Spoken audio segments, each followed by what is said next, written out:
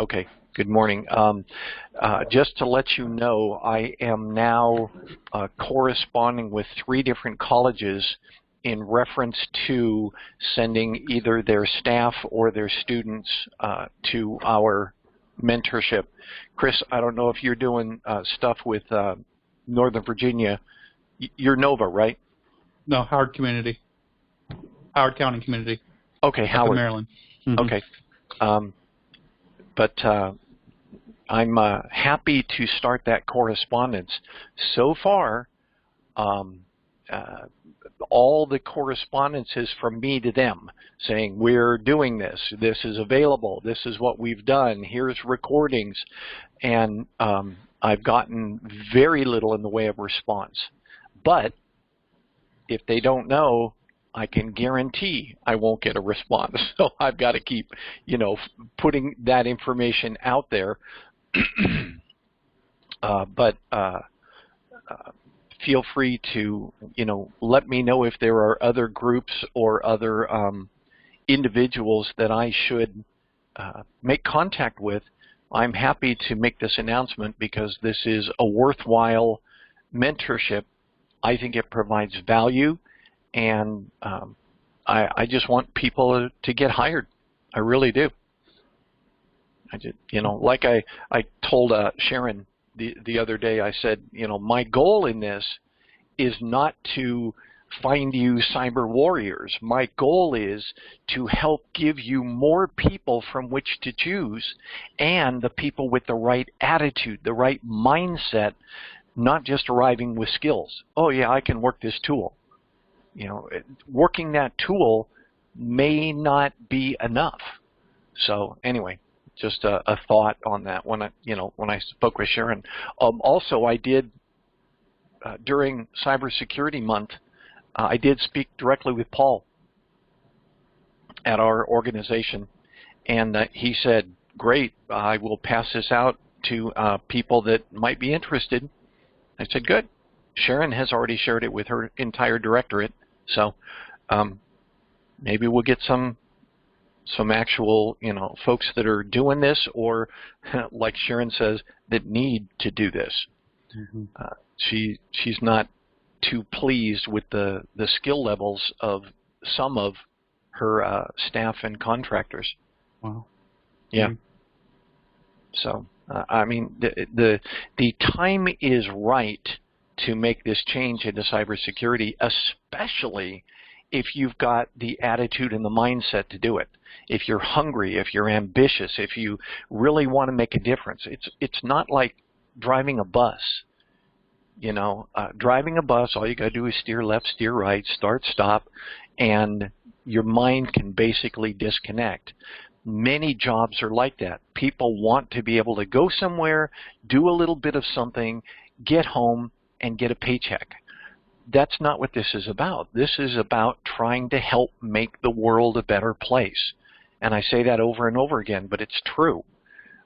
We have to help encourage people to become part of this force so that, we have bank accounts next week, so that we can, do our online shopping, so that we can have car insurance. I mean, all of these things are tied together and supported by cybersecurity. Without it, the bad guys win. Let's go back to sticks and rocks and clubs. No, let's not. So anyway, I'm going to pull this off for the moment because I wanted to cover. Did you guys have anything that you wanted to bring up before we jump into this? No. Yeah. There we go. Okay. I wanted to start with this article that Ron put out yesterday.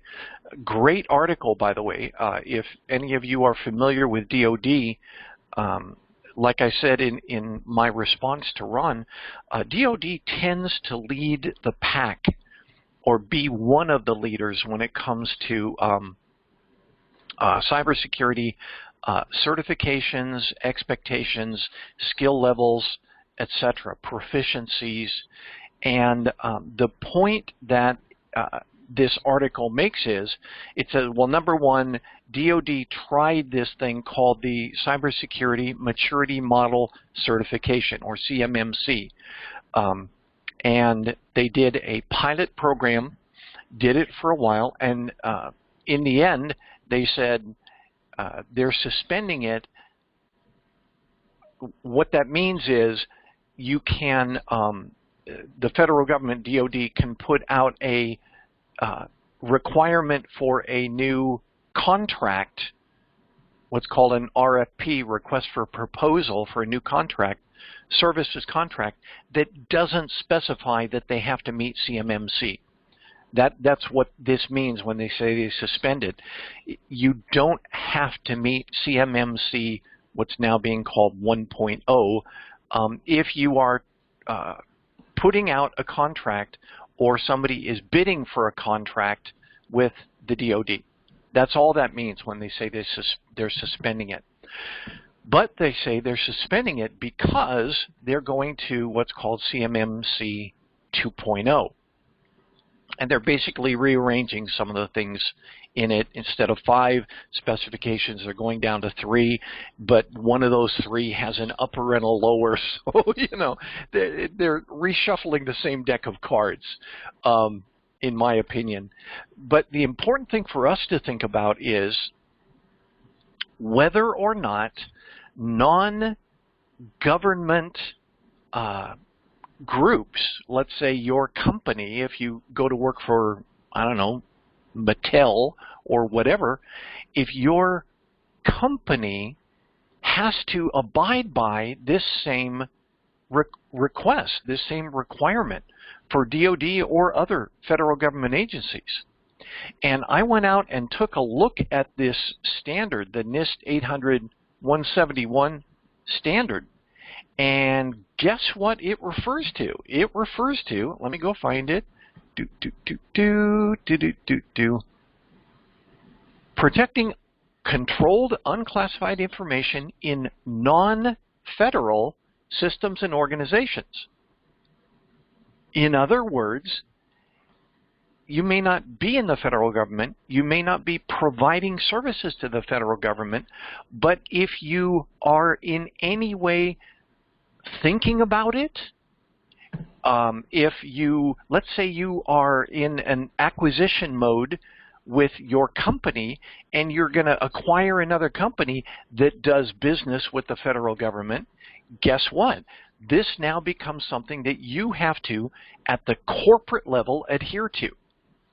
So the point that I'm trying to make in this is, even though mentees may be looking at companies that look like they have nothing to do with the federal government, compliance may very well, if it's not part of their hiring requirements now, may be right around the corner.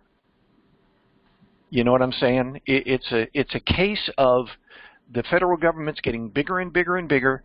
They're coming out with more and more programs where the federal government is either providing it in whole or they're subsidizing smaller business cybersecurity programs.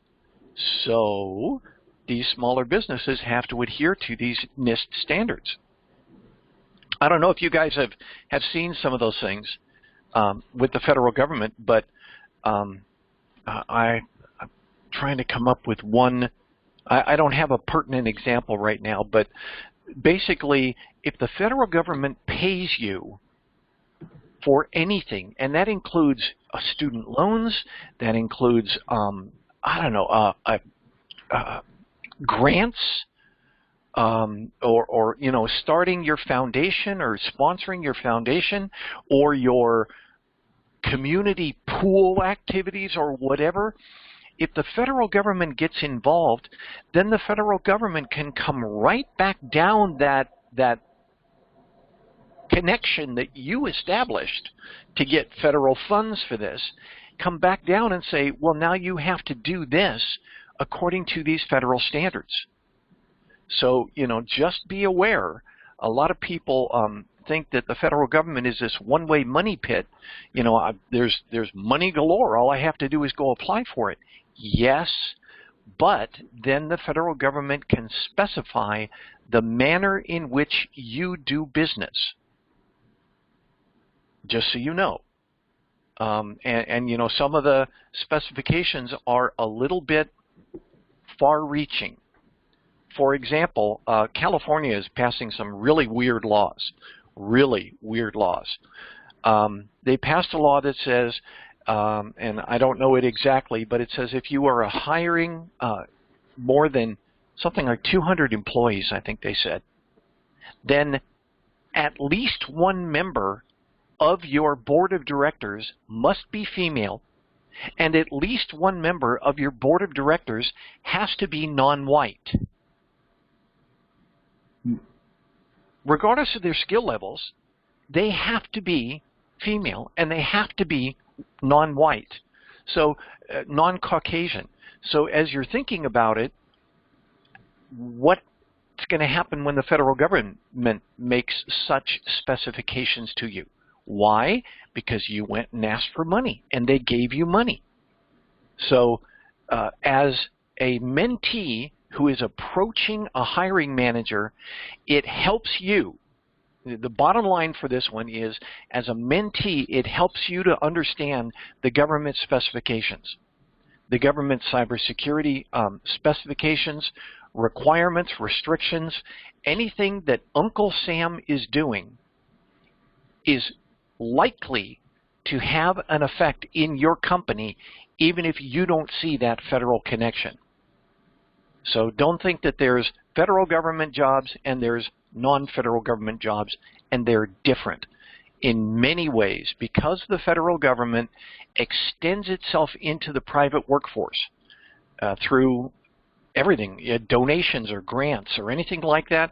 They can then say, by the way, this comes with a stipulation that, for example, you meet NIST 800-171 for your workforce, for the services you're providing non-government. So just be aware of that. I don't know if you guys have seen that or have understood some of those things, but the federal government, the latest one from OSHA. Did you guys see the OSHA made the headlines for COVID? No. Yes, Okay. I did. Yeah, OSHA went on record and said, you know, if you falsify your COVID vaccination records, you could get jailed. You could get fined. You know, in other words, OSHA is now saying that it's against the law to falsify your COVID vaccination records. Is it? I don't know. OSHA says so. You know, and they went out and they said, you know, you could get fines. What is it, $600 or something, if you say that you're vaccinated, but you're not really. So, yes, Doug. You know, it reminds me of something that the government is doing right now regarding the all 401ks, TSPs, IRS accounts. They're trying to force TSP to do the same thing. Yep. Unfortunately, not based on, usually they try to hire the best of talent so that your money is better invested, but they're trying to force they're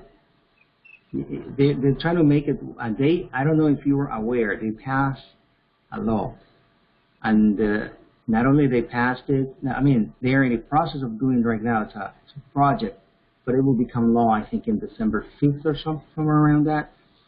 And the thing is that they did it with those same standards that you're talking about. They want to hire diversity independent of their background. And the thing is that you probably haven't heard about this because they're usually put it out there for people to comment, but nobody knows about it. And if you ask, I think it's EBSA in our agency that's doing this thing. When you contact them, they don't give you information. They say everything's online, but when you go online, in other words, there's no comment. And the period is fast approaching, and it will be, I don't know why they're doing it the way they're doing it, but that's how it is. And that's just one example, and unfortunately, it's going to have a very big impact in, the way they invest your money. Right. I heard, and this was a summation, which may or may not be, fully credited, but I heard something similar that basically said the federal government is getting to the point where they're specifying that employers' 401ks and IRAs, the company, let's say, I forget, well, whatever let's say it's a 401k company. T.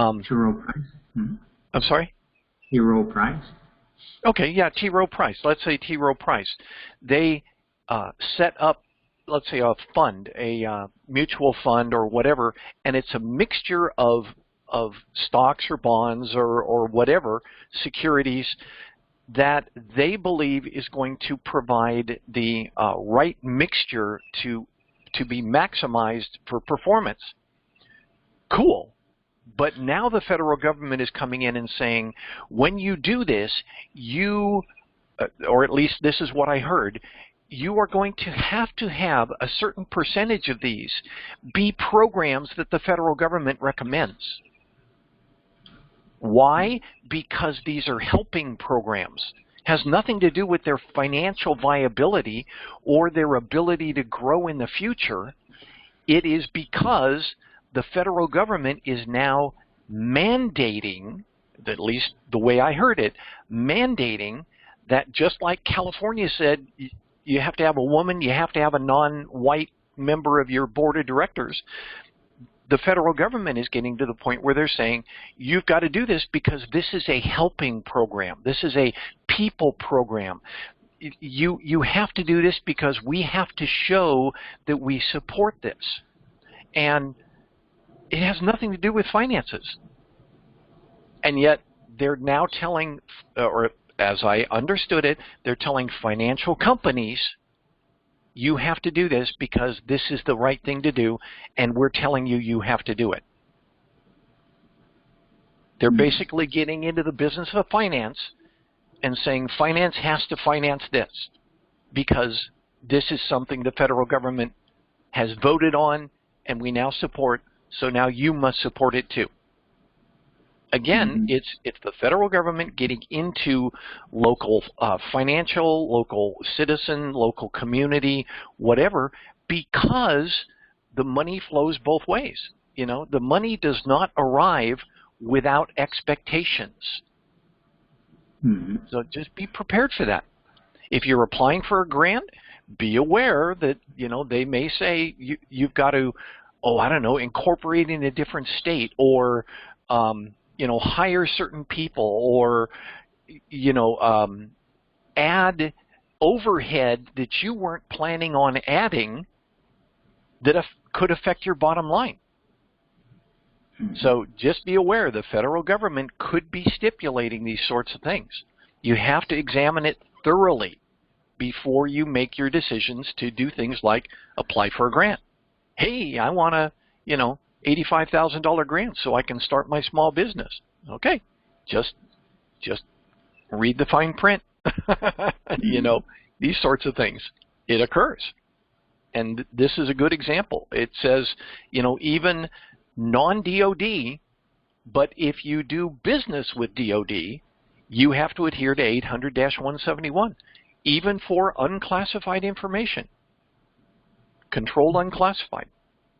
So it's a very good point, and it reminds us that when you're looking for a job, you really do need to pay attention to what the federal government is doing, even if you're not looking for a federal job, because the federal government is driving a number of initiatives and directions, and if your company isn't doing it now, they could be doing it in the future.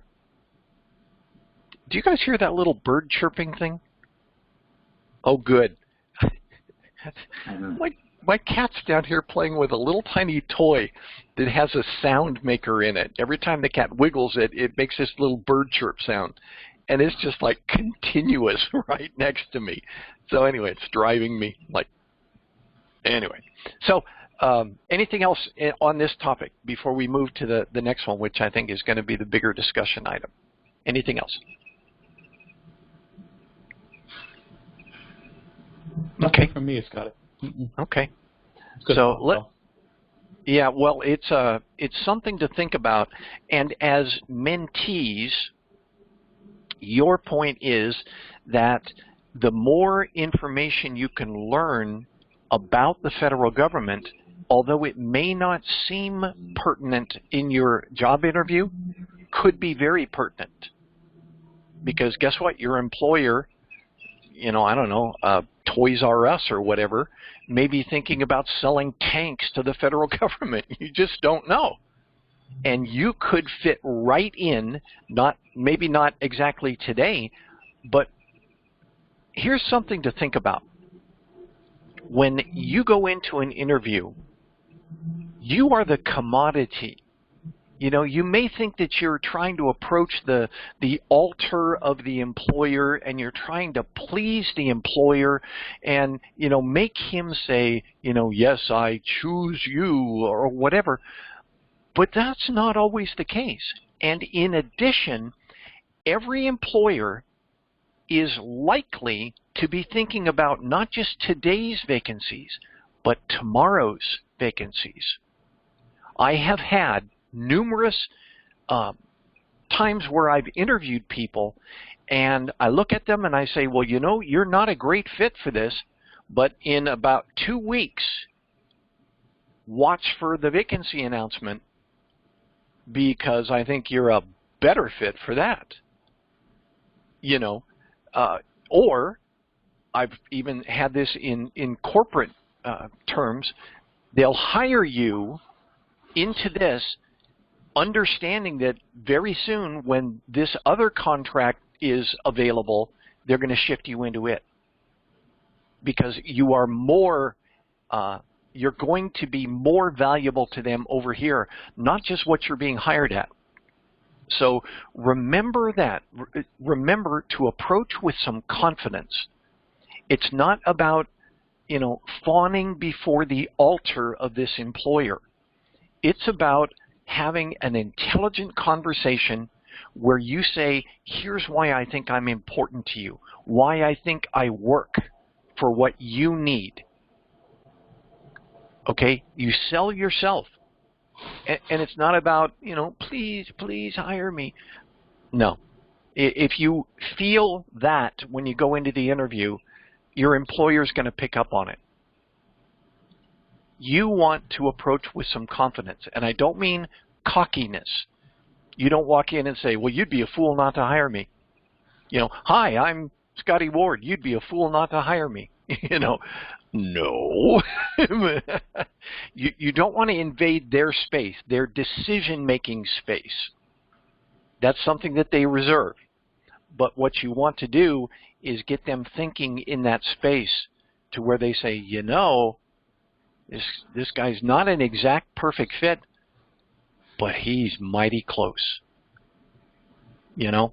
And he's got the attitude and the ambition so that wherever he lands, he's going to be a positive influence in this company. That's what you want your employer to depart with. If they don't make the immediate decision, you know, have them leave with the memory of, man, this guy interviewed really well. You know, your interview really makes a difference when you go in. And we're going to talk about this on this slide here. This next article was designed for hiring managers and HR. And, oh, Chris, yes. Your point, though, is very interesting, and it makes you want to rethink your job search strategy a little bit. Mm-hmm. First off, if you don't fit 50% of the qualifications, don't count yourself out. Right. Go ahead and apply anyway and see what happens. You may not be the perfect fit for the job that's posted, they could have something, as Scotty said, 2 weeks down the road that says, you know what, you're the best fit for this role right here. That's strategy number one. Strategy number two is just because there's more than one position open at a company does not mean that you're limited to the one position you apply. If the company posts 5 positions and you think you can fit those 5 positions, apply to 5 of them. It shows interest. It shows to the company that you're interested in working for them, number one. And number two, it increases your chances of getting hired by them. Right. It also makes your research easier because you're researching one company, even though you're applying for 5 different jobs. If you end up with 5 interviews, you may have the same hiring manager on 3 of those 5, but 2 other managers for the other 2. And when they say, why should I hire you? You've already practiced your elevator pitch. You know? It's a practice thing. You've got to build that confidence. If you don't stand in front of a mirror and sell yourself to you, practice on somebody else. But you've got to interview. And in order to get that interview, you've got to apply. There's just no way around it. You are not going to be sitting in Starbucks and have somebody walk over and say, hey, I noticed that hat you're wearing. Want a job? It's not going to happen. You've got to make that, you've got to, walk the cycle and become familiar with it, be comfortable with it. And many people say, I hate doing it, but you've got to be a salesman. And you've got to sell that commodity, which is called you. You've got to. So, I do this with my grandkids. I'm like, get a job in sales. Oh, sales sucks because 99 people tell me no. Yeah, but focus on the one that tells you yes. And then whatever you did with that one, repeat it back to the next 99. It helps you to focus on becoming persuasive and becoming someone that people trust. They place their confidence in you. When you say, would you buy this? And they say, yes, I will. You have convinced them to part with their hard-earned cash to buy your whatever, your car, your dinner, your whatever, Hey, can I interest you in some dessert? That's selling. I'm sorry, that's selling. Because think about it. Next time, instead of can I offer you dessert, you can say, hey, can I offer you the services I provide? And here's why. You've got to learn how to be persuasive. It will only help you in the future. Yeah. Yes, Doug. And, a couple of things regarding, one is regarding what Chris said. Yeah, I heard that a lot of managers, they post online, they post jobs that they know they're not going to get this person more than likely, but they know that they'll have to go for something else. But they're trying to reach that, hire that person who is the best fit, even if he doesn't fully qualify for that. Of course, they want the full qualification, but I understand that they're aware many times that they won't be able to get it. So it works that way. That was one thing, and the other is also related to what you and Chris were saying.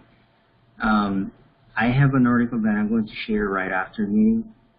There was an interview with Federal News Radio that talks about. They talked to I forget the person's name. He's the director of the CISA.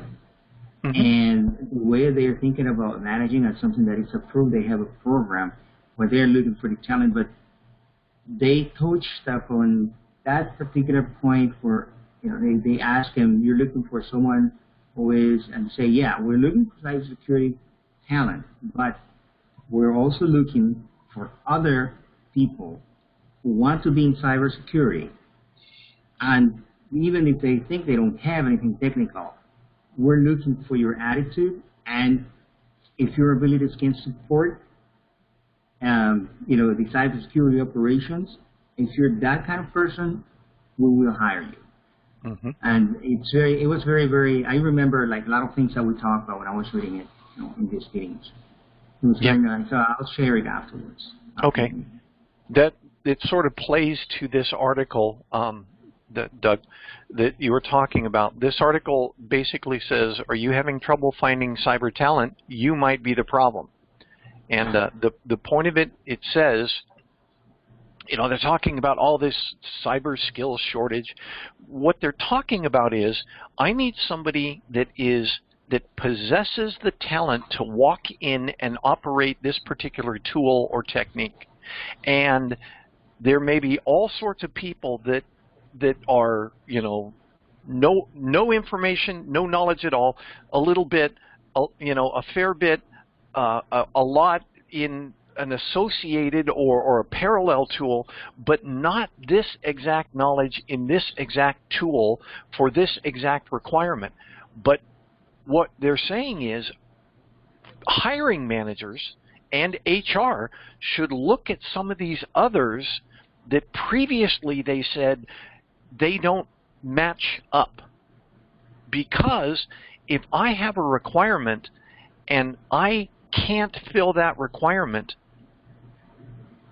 I have a gap in my services. How long can you exist with that gap in your services? I've got a need, but nobody to fill the need, so I leave it empty.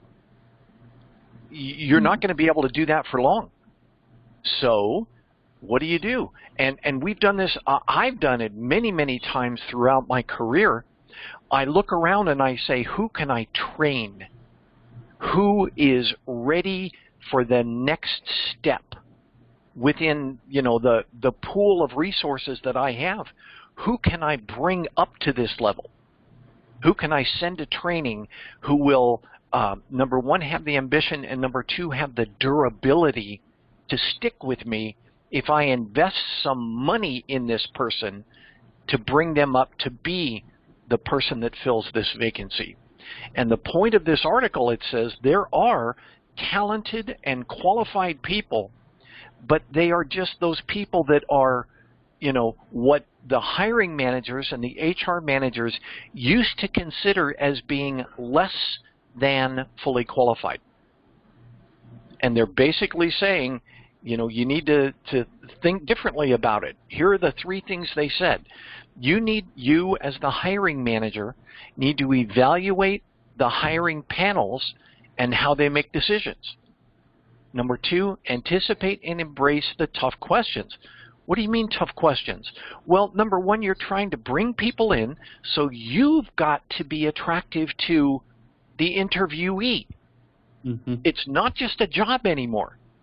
It's a job that they like and they want to go to. Mm-hmm. Okay? So you've got to sell yourself as a company why you should come to work for us. In the past, they would say, oh, well, we're, Forbes top 100 or this sort of thing. Well, for somebody coming in off the street, that doesn't always translate into a job that I want to work at. Voted top workspace, yeah. Voted top workplace, top employer, long retention, we've got good retirement plans or something like that. In other words, you sweeten the pot for the people that are walking in and interviewing. Again, it's no longer I come to the altar and I give my little bag of skills and somebody looks down and says, I choose you. It's not like that anymore. It's a two-way conversation. You sell yourself, they sell themselves. Okay? And recognize that they are at a disadvantage. If they don't choose someone, they end up with a gap in what they provide in services. So they are incentivized to hire. Whatever that takes, they are incentivized to hire. And then the third one here says, rethink degrees and pedigrees. as the hiring North Star. In other words, gee, I don't have that degree, but I'm working on one. Or, gee, I don't have that degree, but I'm willing to take one if you guys will help me with my tuition. Or, you know, I don't have a CISSP, but I do have my Security Plus, and I'm willing to work for CISSP. You know, as part of our hiring agreement, and you've seen this, Chris, within 6 months or within 12 months, the time you hire me, I agree to get my CISSP. And oh, by the way, you're going to help fund me to get there.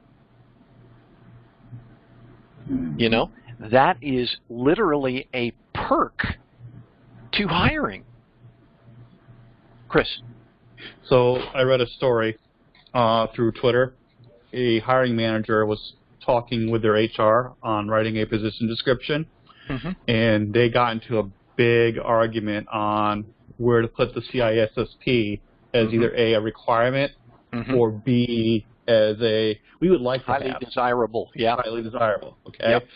He wanted it to move it from from requirement to highly desirable.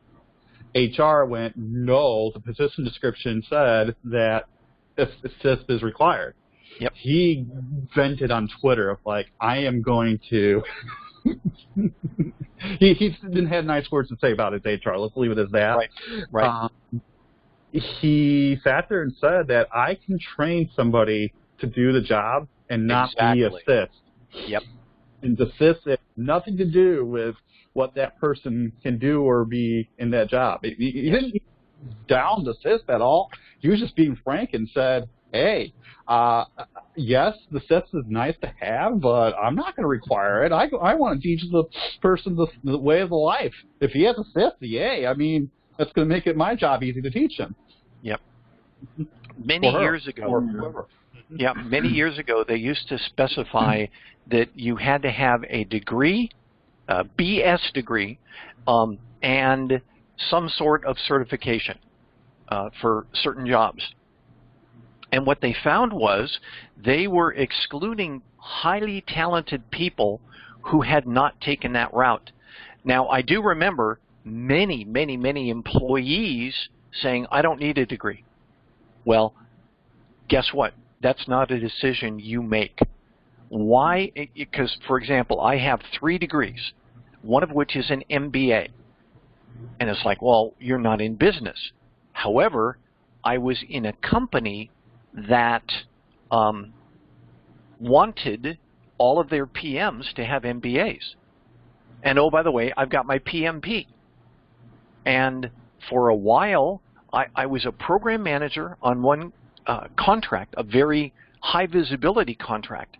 And that contract changed, and I moved over to another contract and then tried to get back to this one, and they wouldn't take me back because I didn't have my PMP. And I turned to one of the managers there, and I said, well, why? I've done it before. And her response spoke volumes. She said, the president likes to brag that all of his PMs are PM certified. Got it. I went out and got my PMP and made it back over there very quickly. So I got my MBA because I knew it would check a box, not because I think there's value in the MBA degree, but it checked a box, and I'm sure it got me some advancement and pay increases. I'm sure of it. So, a lot of people think I don't need a degree. Well, okay, but do you want a degree? Think about it. It opens you up to more opportunities. But yeah, the point that's being made here is degrees and certifications and stuff, if they are hard, like Chris was saying, if they're hard yes-nos, you may be overlooking tremendous talent. And what's the value of having an open vacancy? 0. And in fact, it could be a negative value. So what does it cost? Just your guess. Chris, what's your guess for a CIS boot camp? Oh, offhand, the last price check I did was, the cheapest one went for about $3,000. The most expensive one, that includes the voucher, that includes the nice stuff from ISC too, it's about $7,000 to $8,000. Okay, so think about this: $7,000 to $8,000, and a couple months of study and that sort of thing. If you're a contractor and you have an open vacancy, you can't bill the federal government. I'm using that as an example. You can't bill the federal government for hours for that person. And do you guys have any idea about what a service such as a highly skilled individual like a CISP, security analyst or something, bills the federal government? You want a wild guess? Up there. Yeah. How much per hour? Oh, got to be way over 30 or 40 or 50. Offhand, that's off my head. Okay, here's what you're thinking. You're thinking how much you make. In a federal contract, about 50, and this is my experience, about 55% of the billing rate is your salary. The other 45% is benefits, overhead, profit for the company, et cetera, et cetera, et cetera. So 55%, if you're thinking I'm making $55 an hour, add another 45 to it, it's $100 an hour you bill the federal government. Just a wild number, but it's close to that. So if you're saying $7,000 or $8,000, that is the equivalent of 2 weeks of billable hours. You're losing that every 2 weeks where you have an open vacancy. After a while, that $7,000 or $8,000 doesn't sound very bad. If you can find somebody who is hungry enough and, again, durable enough, you've got to have somebody who is durable enough to do it. So how the hirer does this, and I've done this with some people in certain places, I will pay this much money for you to go to school and class and learn how to work this tool or get this certification or whatever. In return, you sign an agreement that says you're going to stay with us for 12 months. And if you depart, we're extracting this from your last paycheck. Everybody wins. So yeah, the most important thing for us to remember here, I'm gonna move to the next slide so we can move on from this. Basically, the important thing to remember as a mentee is that you are the commodity that's being discussed here.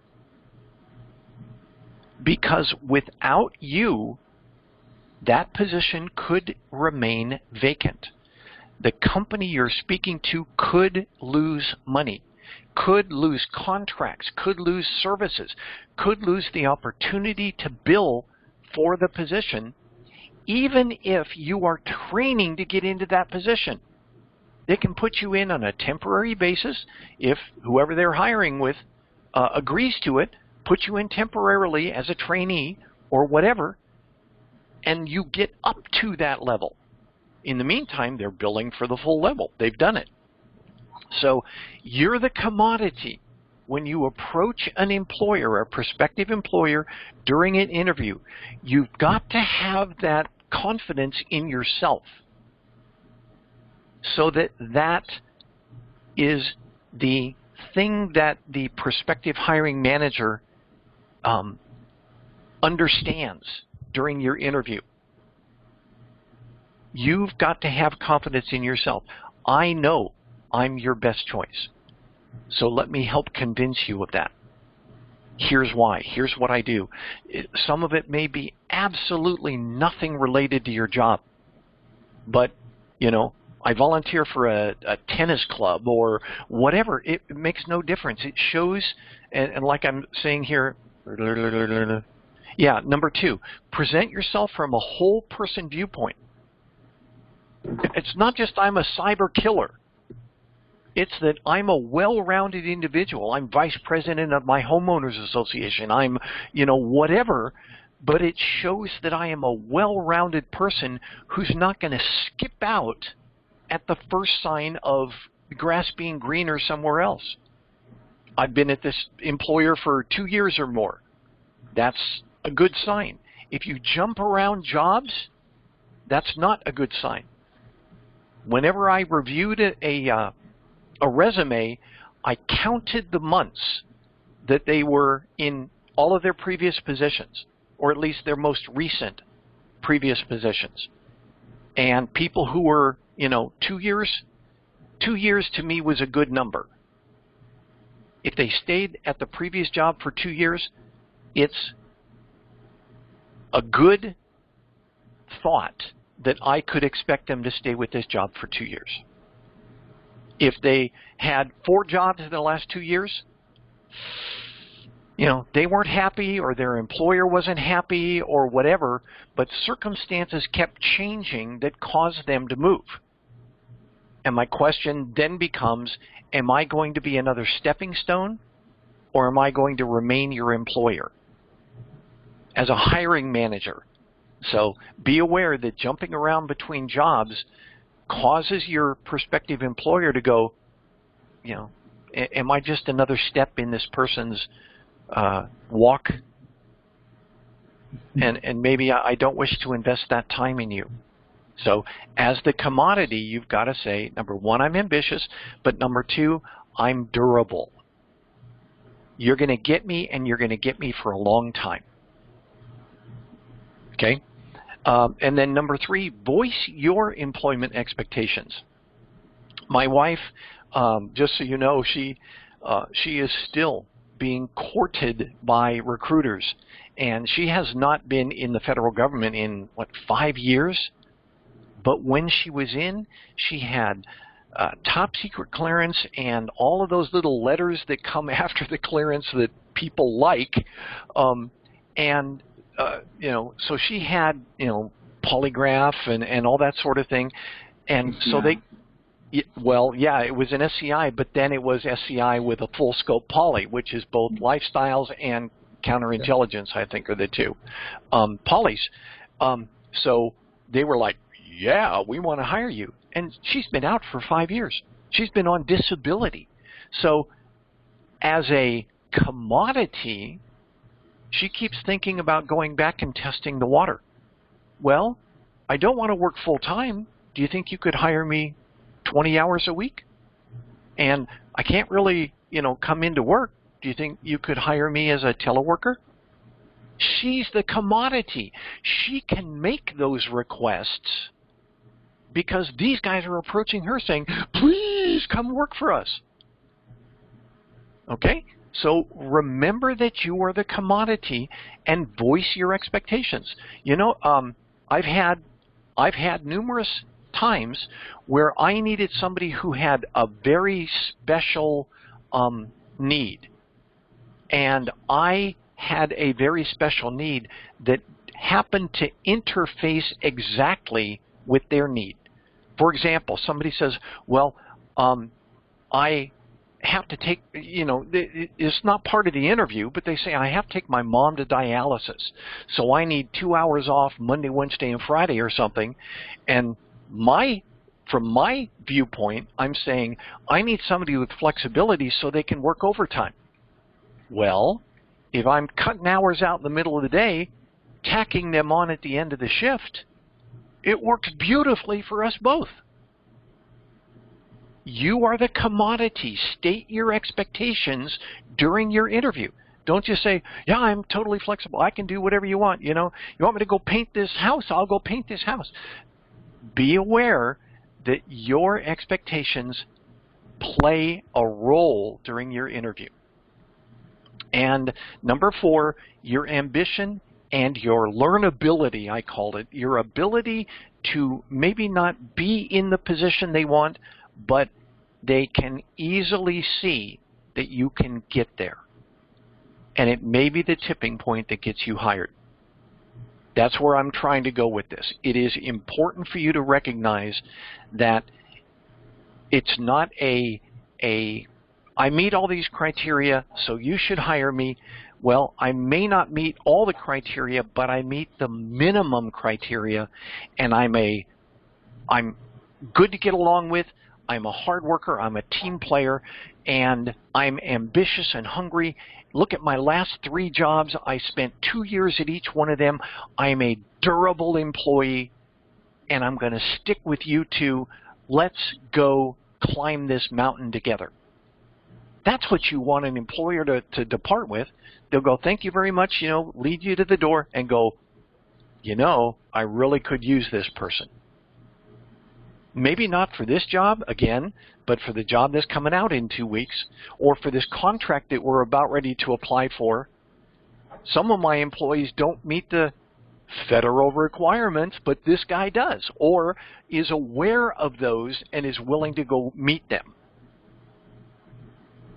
Flexibility. You've got to show your hunger during your job interview. Any questions? Any questions? Thoughts?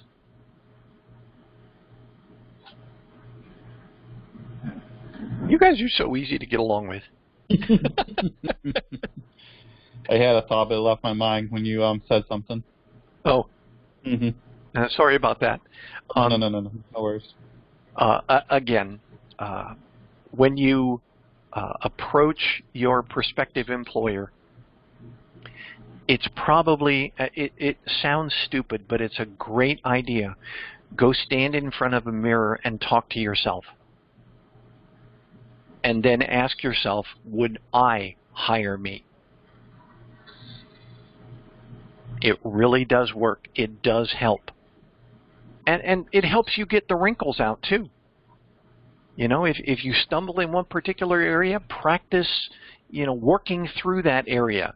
I remember one movie where the actor said, I had such difficulty with this particular part of the script.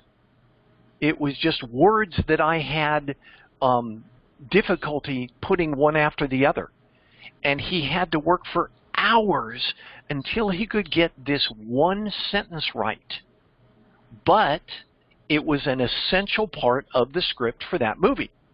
So he put in the time to work through it, and it came out just fine. So work on, like I said, work on your elevator pitch. Work on selling yourself. And again, it's not always, do I meet the minimum qualifications? There may be fewer qualifications that may not even be stated. Where they say minimum, what they mean is minimum desired, not minimum required. Okay? And again, like Chris was saying, the HR manager, here's my answer to the HR manager. If the HR manager says, well, the job description says this, great. Here's the new job description. Guess what? You as the hiring manager have that opportunity. Now, from a legal standpoint, they can't rewrite the job description mid-vacancy announcement. In other words, if they put out a vacancy announcement, that's what it is. And they can't change that based on your interview. However, what they can do is say, okay, we didn't hire somebody, we didn't select somebody, rewrite the job description and re-offer it, and then you have to reapply a second time, and they'll say, yep, you fit. That does happen too. So be persistent. A no does not mean no forever. A no means not at this time. Okay. Help them make the right choice by being that applicant that shows up on their list time and time and time again. It's the way to do it. Cool. That's all I got, guys. And Chris, you've said it before. Keep applying. Let them tell you no. And you got to get through HR, but That should be the least of your worries. Getting your Security Plus, having durability with your previous job, and things like, well, look, I'm a CyberSecurity-Sensei mentee, and I've been doing it for, well, you, Doug, you've been doing it for almost 2 years, right? Mm-hmm. Yes. Put that in your job, in your resume. Mm-hmm. That's a good idea. Yeah, Chris. A thought just came back to my head. With durability, know that you have to keep your house in order too, and make sure your finances are straight. Make sure your four walls are taken care of. Cybersecurity is always going to be there. The bad guys are always going to be there. If you're in debt, if you're having problems with your family, if you can't keep a roof over your head, there are feeder roles to cybersecurity, and even sales. As Scotty said earlier, there's sales jobs out there that can get you ready, customer service jobs. Get money in the door and take care of what your problems are on your house before you get into cybersecurity. And that would be my final line and statement. And I think that's why, Scotty, you and your wife are doing so well. You guys got your financial house in order and your physical house in order. And your wife getting disability but still getting offers because she has those statements, it's all because of your and your wife's hard work. And that resiliency comes with hard work and keeping your house, your financial and physical house in order. Right. And that was my thought that came to my head. No, you've got a good point. Just one final thing. With how many of you have heard of immigrants that come to America and work 4 jobs? And the reason is they're trying to get their kids a better opportunity. They're trying to get ahead. They're trying not just to get by, but to get ahead. That's what you're looking for. You're looking for somebody who wishes to be bigger than what they already are. Not just to come in, punch their timesheet, and go home and say, give me my paycheck. And you can see those things in a resume.